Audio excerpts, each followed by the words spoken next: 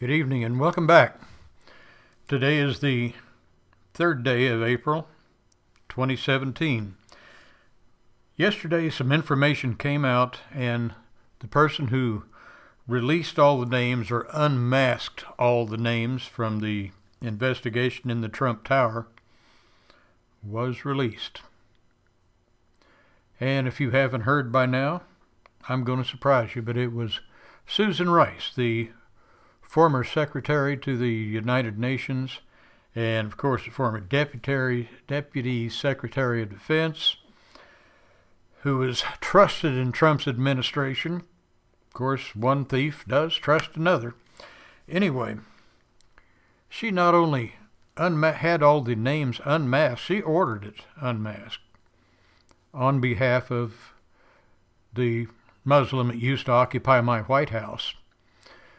But you see, she not only unmasked these names or had them unmasked, but she released them to the National Security Council, the Defense Department, even the Director of National Intelligence, James Clapper.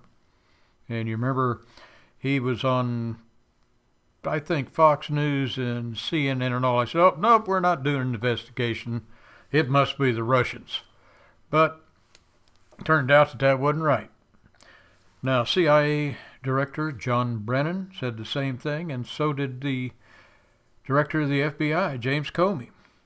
They all said that, but this information was leaked out to 16 different agencies, and this was made possible by the former the former occupant of the White House,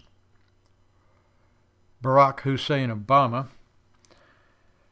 when he put out an executive order. I like his executive orders, where all information can be shared among all investigative agencies. Before, it was everybody played close to their vest with their investigations unless they started running parallel investigations. Then we'd share a little bit of information over here. We're looking at this. Well, don't look at that. Because we're looking at that, so forth. That's how those agencies used to work. Now, not a problem. We'll just give you a file on whatever you want. So, Obama set that up specifically so that when these names got released, that it would create hate and discontent for the Trump administration. Now, you'll remember, of course, Susan Rice with the Benghazi investigation. You remember when she went on television, 5 different news channels, and said, no. They were all upset about a movie, about a YouTube video that got scattered out, and it made some Muslims mad, so they attacked. Well, it wasn't that. It was a planned attack. They knew it was going to happen. And they did nothing. They did nothing to beef up the security there, and got 4 people killed and an embassy burned. And they knew it was going to happen and did nothing. Anyway, I got to get off of Benghazi because that makes me mad. Anyway, Susan Rice went on television again, and she told Fox News and she told CNN that she urged her former colleagues to get as much information as you can on this investigation on the Russian gambling ring. Well, and they did. And they released all of it to all of these agencies, and of course to the former president, Barack Hussein Obama. I hate saying that name.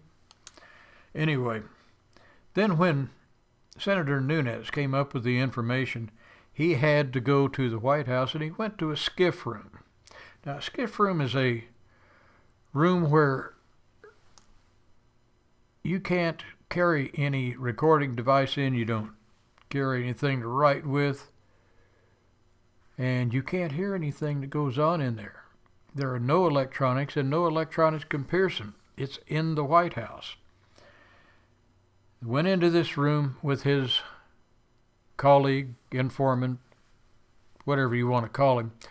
And he was given the information about Susan Rice releasing this information, but he couldn't tell anybody on his investigative team because they were getting ready to investigate this, and he didn't know if there was a leak in there. So what did he do? Senator Nunes went right straight to the President of the United States with the information. That's when the tweeting started about being tapped in the towers. But anyway, that's what happened, and there's your leak.